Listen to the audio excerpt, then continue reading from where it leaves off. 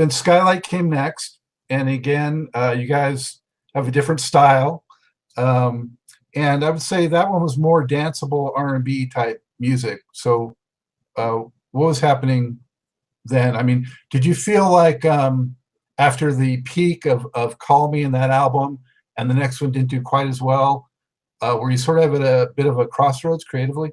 Of course. Yes. Who wouldn't be? What's going on here? Right. You don't like us anymore? Call me, come on. But you can't do another Call Me. So you still, you still have to, you have to be true to what you feel and hit or miss. You and then what the label. No, that comes after. Oh, that's coming next. Okay. That's getting ready to come next. Yeah, that's really dropped the bomb on that. Yeah. So again, it was a time when you can't. We couldn't just do exactly what we feel. We were trying to second guess what was going on, as well as doing what was true to us at the time. And again, a lot of times when you do these things, it doesn't always connect, or the fans expect something else, and you give them you don't give them what they expect, and the record company isn't really full-heartedly behind this and say, well, we're not going to really push this. So it came to a point where we were seeing that it was a change in climate at the company, at the record company, a change in taste with our audience, and at that time, after that, we knew it was time to make a change. Another change. Yeah, so I think you just did, after that was it one more record for Salsoul, and then Salsoul went on.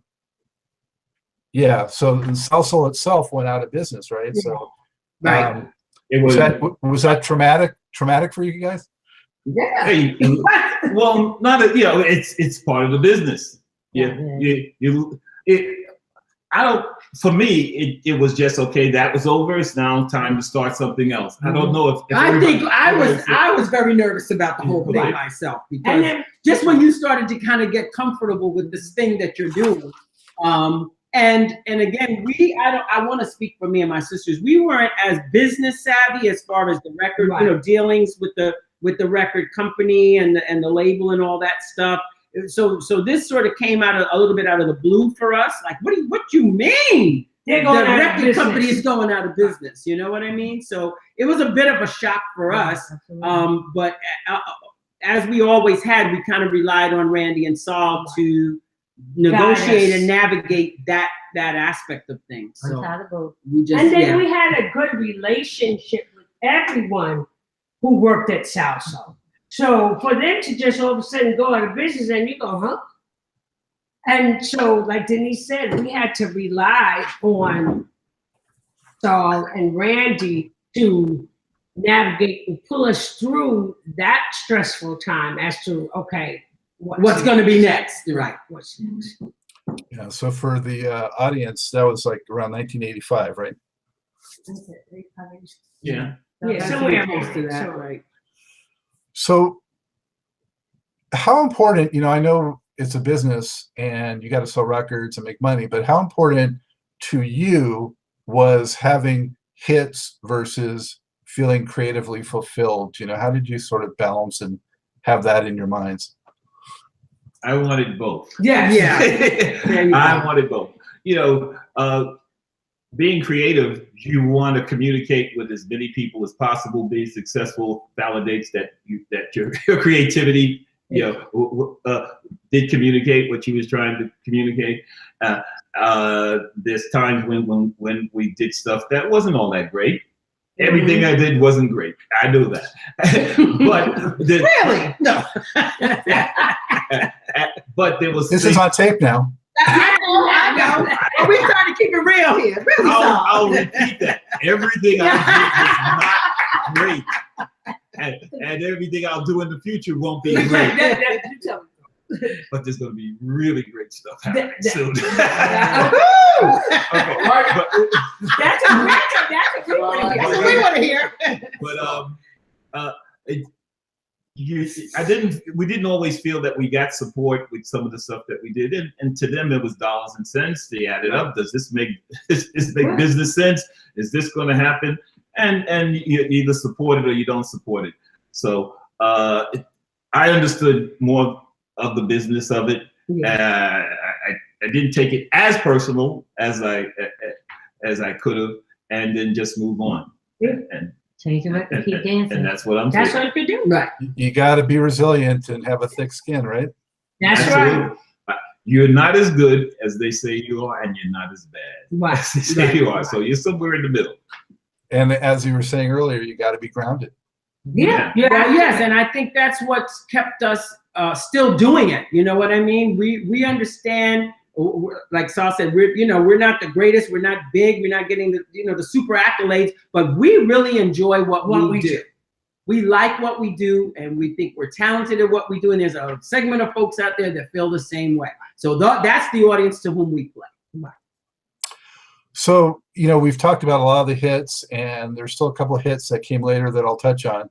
But were there any songs for you, each of you, that happen to be your favorite, and why? And also, is there anything that maybe is sort of like a hidden gem somewhere in there that you think fans maybe should go seek out and they could kind of discover it? I love "Love Is Blind" by Denise sings the lead on. I don't know why they never released that song as a single. It just showcased her voice so well, and the song, I feel it. I didn't write it. We wrote it. It's probably the only song written by some people other than Solomon and Randy, but my sister and Tommy, right? Tommy, those guys were the major writers, but it was the one song that and Gerald, right? Bonnie and I wrote together, and of course with the help of the band to kind of, because back then I used to kind of play around. I could play enough of the keyboard to tell you which chords it needed to have, but I really owe it to the band for really creating it as a real song. So I think my favorite song was "Up and Over." It just, to me, it's like an anthem to me, because it was toward the end of Sky and the whole Sky thing. And, it was on the last album, right? I know you're gonna get to that, but if I'm gonna say which song probably had the most meaning to me, it would have to be "Up and Over." And I would have to say, Denise is going to really forget, but I would have to say what I feel is a hidden gem is "Loveological." That her, and I believe it was Butcher. Was it? No, we didn't write "Loveological." Randy wrote "Love." I think it's the beat, because I love anything with a bass beat, and I think it really showcased Gerald's ability to play that bass, and so that's what it was. I say it's a hidden gem. What's yours? Did we lose him? We lost him. I'm here. Can you hear me? We just can't see you. Oh, okay. Well, it's all good on my end still. So. Okay. So we'll just keep going. Hear us? Well, yeah, I can hear you. All right. My favorite, my hidden gem is "Bad Boy." That song to me is like so intense. My favorite tune is, of course, "When You Touch Me," because there was a lot of things that were going on in my life at that moment in time. But then my other favorite is also. He can hear us. He can hear us. Yeah, I know he can hear us. He can't see us. That's good. Oh, it was Scott. Can you see us? Yeah, we're good. Okay. Well, we can see you. It was a tune. Well, let me just say, I hate to interrupt her flow, but sometimes if the signal drops a little bit, right, you might lose the video, and you'll see like an icon. Yes. And then the video usually will come back at some point. Okay. My other hidden gem is "In Slow Motion" that the keyboard player Wayne Willence wrote, and that was like a very jazzy tune that we never went anywhere other than, I know there's a select few people that really, really love this song, and for me, that was one of my favorites too, because I know that you know, I sat with Wayne and played the song, and it was amazing. Just, you know, that's how my personal issue.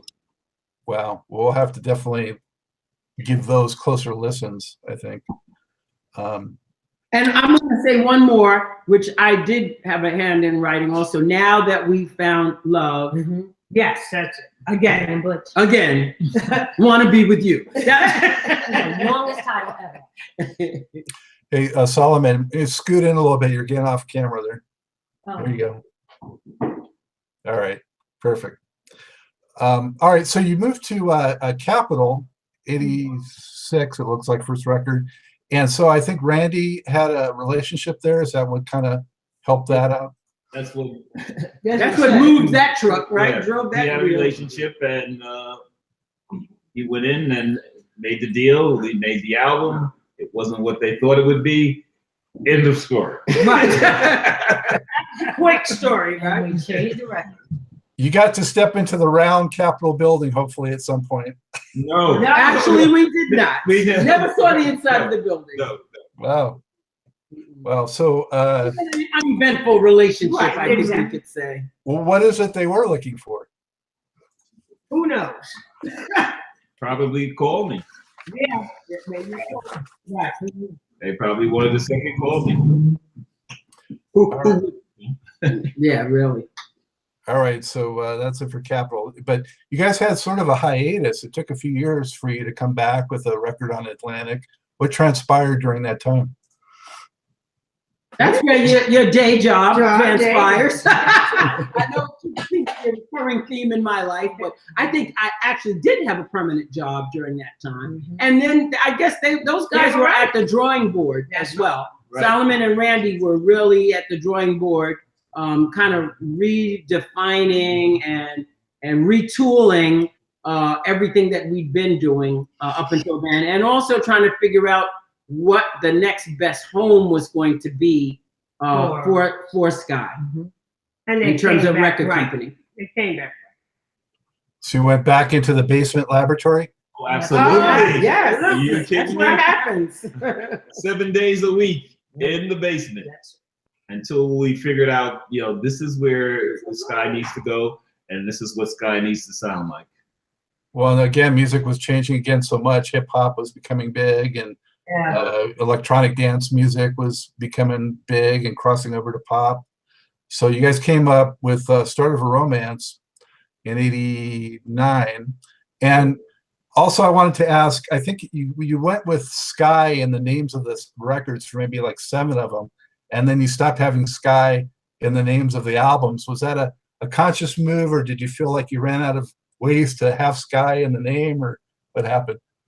It was No, we could have went on and on with Yeah. Sky names, but it was conscious. We evolved, you know, at this point in time, we thought, you know, we were now at a different place, and our name was already out there that we were Sky. So we wanted to, you know, stop that and start and titling the albums something that related to the album as a whole. The music. Right. It's a real level.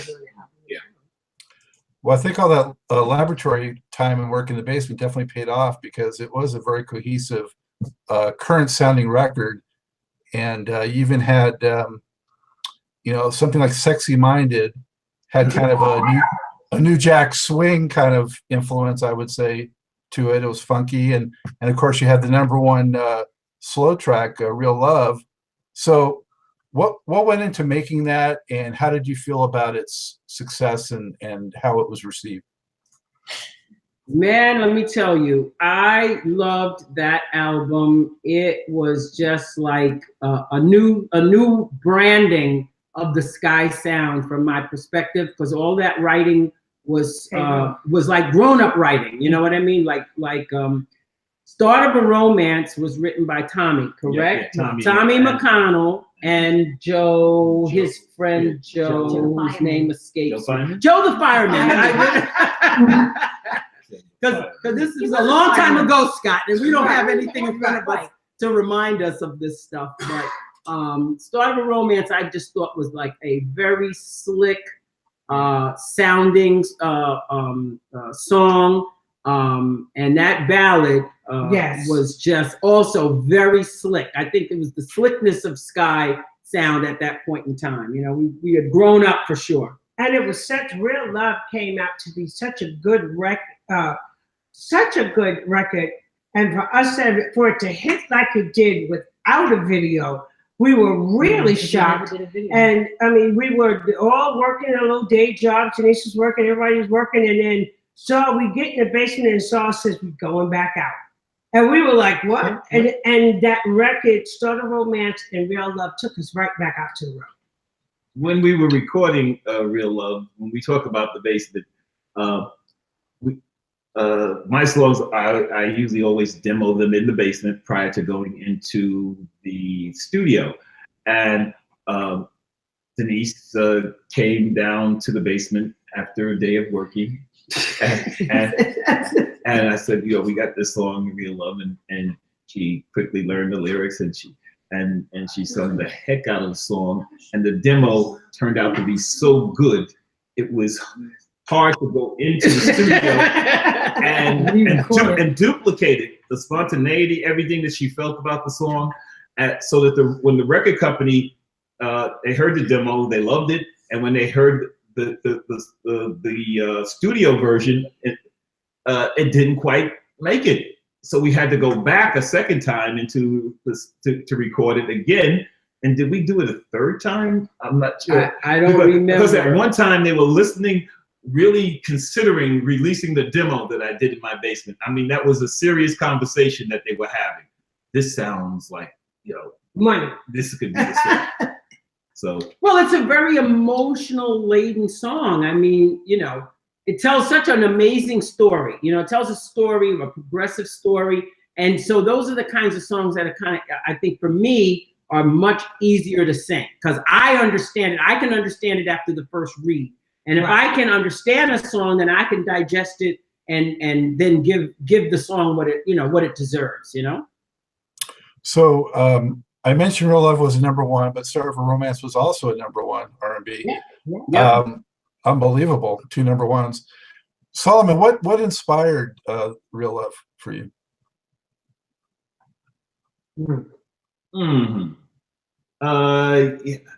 As when I write, I sometimes write out of what I'm feeling at the time, or I write about how I'd like to feel. And at that time, I love that song.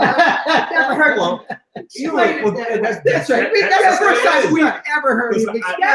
I write when I'm feeling good, and I write when I'm feeling bad, and I want to get it all out.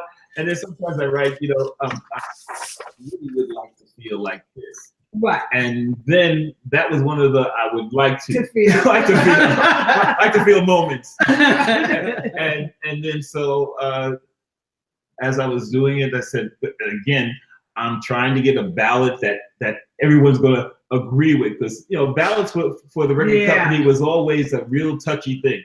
Atlantic was more receptive to it than Salsoul. Yes. But, you know, again, they wanted commercial. They wanted to be commercial as well as still being, you know, soulful and still sound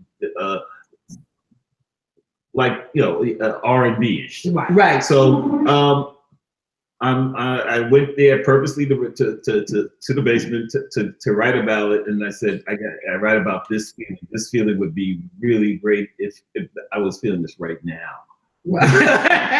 and this is how I would feel if I was feeling this right now.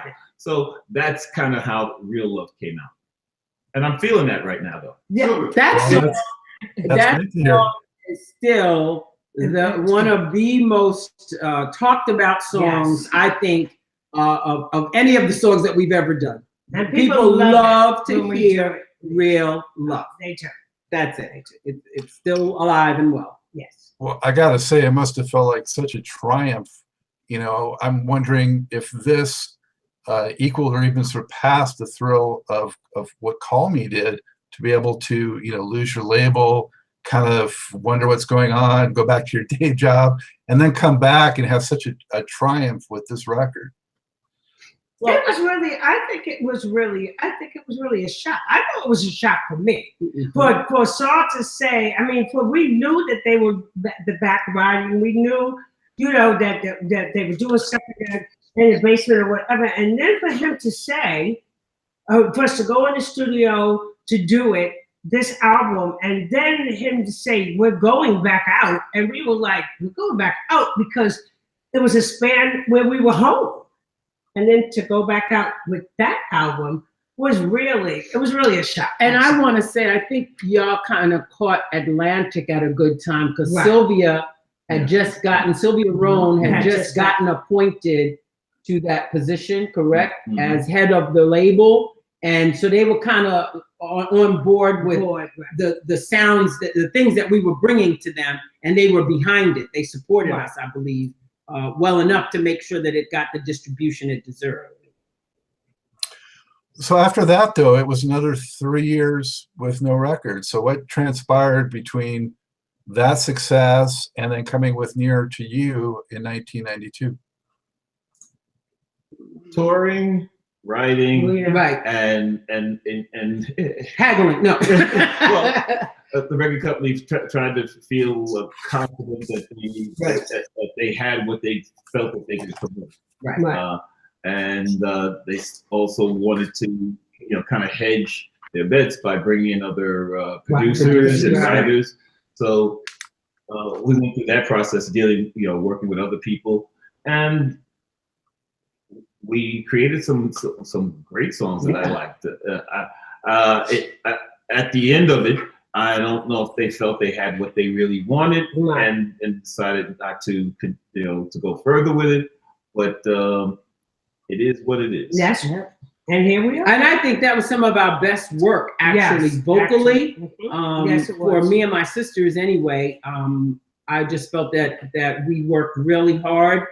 At this point, we are not the same silly little girls coming into the studio. Nope. And not understanding what it's all about when we got in there. We were bringing it vocally. Yes. And so that, I think, was why, you know, the way things ultimately turned out became such a disappointment, because we thought this was probably our best work, you know, of all of the time that we had been doing this.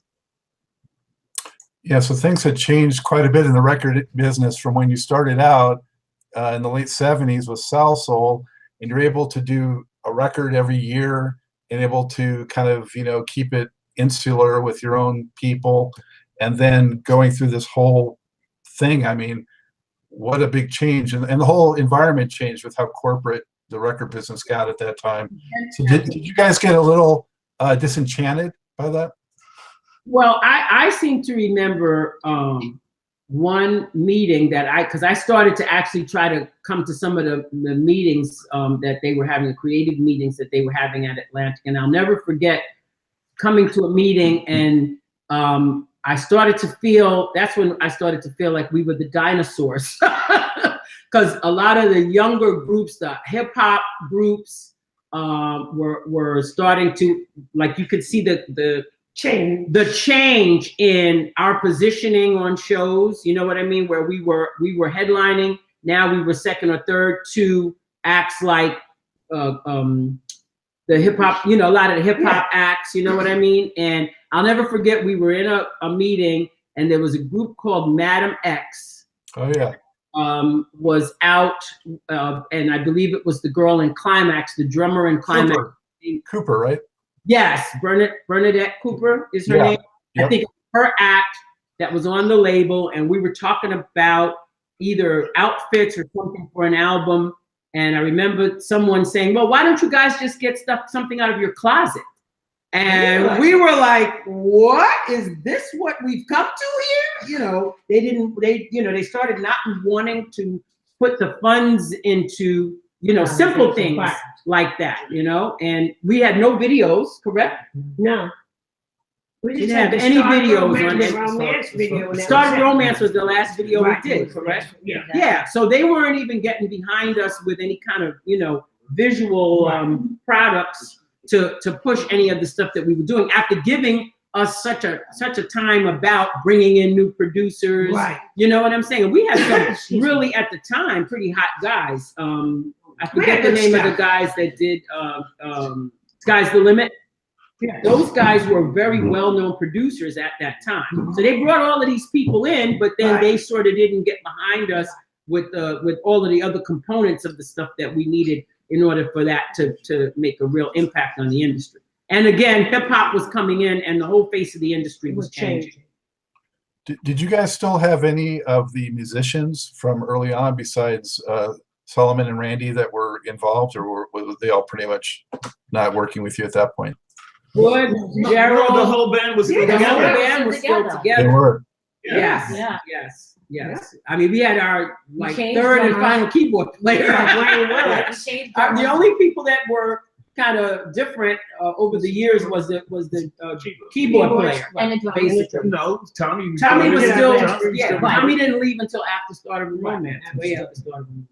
So, yeah, we still had the same people, but also I think a lot of, they were not used, I don't think, as much in the studio. No, they were. Because just things were changing, you know what I'm saying? Randy did a lot of the general instrumentation, and using outside producers, they didn't use our band. A lot of that stuff was already recorded when we went in. Exactly. It's a all too common story with so many of the great R&B bands. You know, they bring in too many chefs to the kitchen. They dilute what the great recipe was. You know, it's just a shame. Yeah. Well, you know, hey, It is what it is. things like even a beautiful flower, you know, it grows and then it dies. So, and then you plant another one. And you get your seeds, you know, you gather the seeds and plant another one. We were probably deeply disappointed, but not disillusioned. You know, we're still gonna continue to do what we did. Right, that's the word, Benita. Defeated, never defeated. So I know you came back in the latter part of the 90s with the Ladies of Sky. What, Solomon, what did you do after the Atlantic deal fizzled? And ladies, what were you doing sort of before leading into Ladies of Sky? They were looking at their children for a change. Dolores and Bonnie had two beautiful kids, and so now it was time for them to, you know, spend. My child was. Me too. Well, he was bigger, yeah. I'm He just was saying, bigger, yeah. But I mean, you were now able to spend more time. We just stepped back, and and said, well, okay, let's just step back, because we had worked for a long time out there on the road in music. I mean, like you said, it was a little disappointing because that's what we were used to, and then all of a sudden, they're still playing Sky music. Still playing Sky music, and Austin said, why not Ladies of Sky? He said, why not? And so then we just all of a sudden, right, we checked in with the band to make sure they were all okay with it. Okay with us doing, And Well, tell the audience who Austin is. Austin Kwame Wilkinson is my husband and our current business manager. And annoying. The brother-in-law of these two, of course. But you know what? The interesting thing is, because he's so steeped in the hip hop culture, because he's a little bit behind us in age, he had a greater sense of value of our music, I think, in terms of how relevant it was indeed to hip hop, and sort of gave us a new perspective in terms of looking at how our music continues to live on through the hip hop genre. So, but our main reason was they were still playing our records on the radio. Exactly. So if they're still playing it and people still love it, why not still go out there and perform it? Yeah, give them what they want, Exactly. Yeah. what they need. They needed it, Scott. That's it. And Solomon, what were you up to? Oh, I decided to give the music business a little rest, and I went into teaching, and done that for like about 23 years. And during the later part of that, I started taking some of my experience and decided to teach music production class. And I've done that, and some of the students are coming up with maybe some of the future music that you'll be interviewing. Excellent. Bring it on. So Ladies, talk to me about the special relationship and bond that you've had with Randy and Solomon through these years. I mean, they were with you through it all, at least the records for sure. So what is that special bond? With family. Yes. We're at Saul's house. Right. So that's One of the things I think that we always felt was important in terms of the group was the family atmosphere that we brought as sisters. We maintained that throughout all of the years that we were together. We really love these guys. I mean, when you basically spend morning, noon, and night with individuals, when they've seen you at the lowest of the low, the highest of the high, we've been through family crisis. yes, together. They had a couple of fires. I mean, just to name a few, they had a fire in their house. And who are the people that come running over to help you? Solomon, the guys in the band, Ronald, our former road. Their family. Yes, and so the music wasn't the only thing that bound us together. And when we decided that we wanted to do Ladies of Sky, we talked to them about it. We let them know this is what we wanted to do. They were kind enough to make sure we had all the tools we needed in terms of the tracks. Because I think the promise that I always say, and I'm very proud of this, the promise that we made is that we will never call ourselves Sky. Right. We will call ourselves Ladies of Sky, because Sky is everybody. Right. And until we can put everybody back together, then that's what it's going to be. And so we've had their blessing in terms of what we do. We have all the original tracks, which I'm not sure that half of the groups that are out here now doing track acts can say. So we kind of have the boys in the band in our purses, you know what I mean? Exactly. So they're with us no matter what. So bring everybody up to date and up to speed. What's the current status of Ladies of Sky? What's the current status of working together again, possibly? Where are we at? Well, my goodness, this year, is going to be I think, stellar year performance-wise for the Ladies of Sky. It's as if the promoters have woken up and realized that we're out here. I want to say probably one of the few old school classic groups that have their original members. And we've got so many dates lined up coming up for us this year. We're going to be in Georgetown, South Carolina on May 11th at the Howard Center. On August 4th, we're doing a huge festival. This is the thing I'm probably the most proud of. And here's my husband, Austin, with the flyer. On August 4th, we're going to be at the Anaheim Honda Center Funk Fest with Morris Day, the Barcades, Club Nouveau, the Jazz Band, Function, Climax, M2 May, that's Tawapa AG, Evelyn Champagne King, whole other artists. Probably the biggest show that we've done so far. Awesome lineup. Oh, it is a crazy lineup. And you know why we love it? Is because we've worked with most of those people before. Right. So it's going to be a lot of fun. We're also going to be doing some local things in New York. And there are some other tours that are being worked on that have not been solidified as yet. And the ongoing, how should I say, we're doing Summer Stage this year also in New York. And we're just continuing to try to strengthen the Ladies of Sky brand in any way that we can. You better watch. You might have to give up your day job again. Yeah. That we shall see. Any chance of any? The funny part is, Scott, you won't believe this, but we've been on those jobs for so long at this point that we've got days we can take off to do what we need to do in terms of our performances. So, and we've come over here to Saul's house, and when we were sitting here yesterday, and he's playing all the old stuff, all the old tunes, and the first thing that I came out of my mouth was, I said, nobody could write for us but Saul. Nobody could write for us but Saul. That would be Saul. Yes. Any chance of back in studio? that would be an amazing thing. I'm here to kind of ring Sal's arm because we've come to the conclusion that nobody can write for us like him.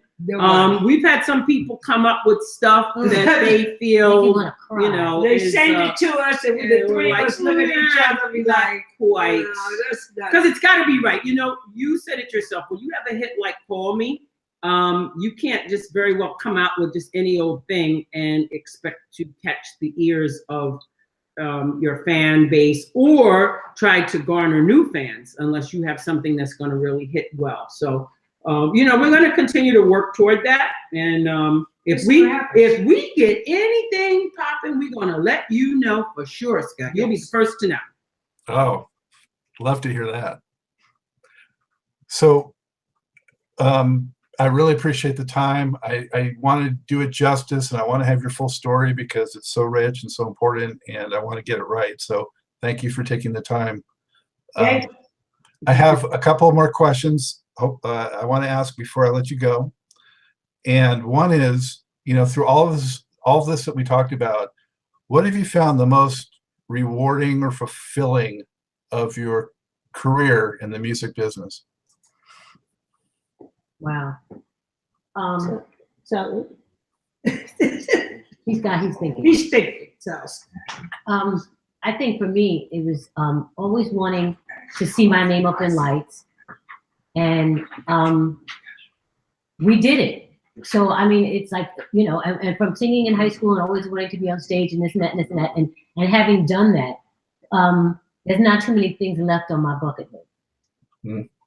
Overall, for me, it's been going through a sort of 15+ year experience with all of these people, going everywhere, doing everything, and that's a life that I wouldn't change. I'd do it all over again starting tomorrow if I was as young as I was. I gotta say, y'all look great. So I say the same thing. I don't think our lives as Sky would have been as good as it was if we would not have been working with Solomon Roberts And the guys. Yeah. It's very Life true. changing. We, you know, we, again, it's just this love thing we have going on for them. And coming here, you know, how am I going to put this without bursting into tears? We had kind of not seen Saul for quite some time. And we had to come around to the place to say, you know what, we've got to look at each other's face again. We've kept in touch with Butch pretty much. We always had each other's phone number. We've talked over the years. I've talked a lot with Randy as well. And again, they've always been very supportive, but it is nothing like sitting around with each other and getting in proximity to one another. And that's what I think going forward, we're going to kind of reinforce even more. You know what I mean? Because when I first came to Saul's house a couple of months ago, I said, I didn't realize how much I missed his voice. Yeah. Just talking, just hearing it. She talk. said that is And exactly isn't that what she I said. said to you? Yeah. I said, you know what? I did not realize how much I missed just hearing Tall talk. Even though some of the stuff he was saying we didn't really want to hear. But that means so much, and the familiarity had not changed. It was as if we had not missed one second. Right, because this is the first time Bonnie and Delores have been here, you know, to spend time with Saul. So and it was like we just saw each other yesterday. Right. I mean, you know, day before yesterday, it was like nothing had really changed. You know what I'm saying? We've gotten older, but It's like I have my sisters back. yeah. I hadn't seen my sisters in so long. Yeah. wow, I'm so glad I can share in that with you guys. Do you have any advice for young singers and musicians starting out today? Any words of wisdom that you want to impart? Learn the business. All I could say is work with people who love it the same way that you do. I just find the business today so different. And a lot of the stuff that I think that's being churned out is not quality. And I just would hope that young people's, and I think everybody's kind of speaking from their own experiences and their own perspectives. And, you know, we live in a world where everybody got to keep it 100. Isn't that true? Yeah. They got to keep it 100. And sadly, for some folks, 100 is not like the greatest representation of things in society. And in order for us to move forward as a society, I think people have to have better experiences to relate. So I'm hoping that the next generation of people who are deciding to do music are going to, you know, promote better themes, better ideas, more progressive thoughts, because anybody can get into the business now. Yeah. It's not like it used to be with us, where you had to run around like Saul did, shop that record for 3 years, well, a year and a half or however long it was. We want the band, we want the girls, we want everybody. You know, you don't have to do all that now. You can just put that mess on SoundCloud and away you go. So it's a lot easier for them to get into the business because there's so much more things available to them, social media and what have you. But I just pray for better quality in terms of subject matter and themes. And that's what I would ask of. I guess I'm not even giving advice. I'm begging and asking those out there to, you know, to do something positive. Fair enough. Makes sense to me. So how can folks best keep up with everything that you're doing? Okay, so first line of communication would be through our manager, Austin Kwame Wilkinson. He can be reached at 347-645-1061. You can also reach us through my email, ladyskyyy2@yahoo.com. We also have a Facebook page, Ladies of Sky, and we also have an Instagram page, which is the official Ladies of Sky on Instagram. And I think we have a Twitter too, but I can share that with you later because I have no idea what it is. Wow, sounds like you get all the bases covered. Very cool. Trying. Any final parting words for your fans? We just want to say to all our fans and all our friends, thank you so much for still supporting Sky Music, and certainly thank you for still supporting Ladies of Sky. Yeah, I think that says it all, actually. That's it. That's it.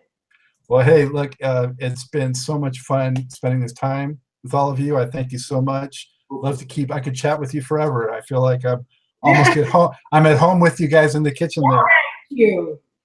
So thank you to the wonderful members of the Mighty Sky. All good things must come to a close. And so thank you again for all your stories, and best of continued luck and success. Thank you. We will keep you posted, Scott, on everything. Sky. Wow, was that a blast or what? I certainly enjoyed it. I hope you did too. With that, it's time to wrap up this edition of Truth and Rhythm. A huge thanks to my special guests, the amazing Dunnings sisters, Denise, Bonnie, and Delores, and also Mr. Solomon Roberts Jr., all original core members of the Brooklyn funk R&B dance music legends Sky. Also, sincere thank you to you, the viewers, and to our listeners on the podcast side. Be sure to look out for upcoming Truth and Rhythm episodes and catch up with previous installments at funkystuff.net, YouTube, iTunes, and other leading podcast providers. Please subscribe on YouTube. We need your support. Show us how much you love these artists and the funk and what we're doing at Truth and Rhythm. Please subscribe at YouTube. Pass it along. We need that support and appreciate it. Keep the funk alive. So until next time, as always, this is Scott Dr. Jukes Goldfine saying, keep on vibrating to the rhythm of the one.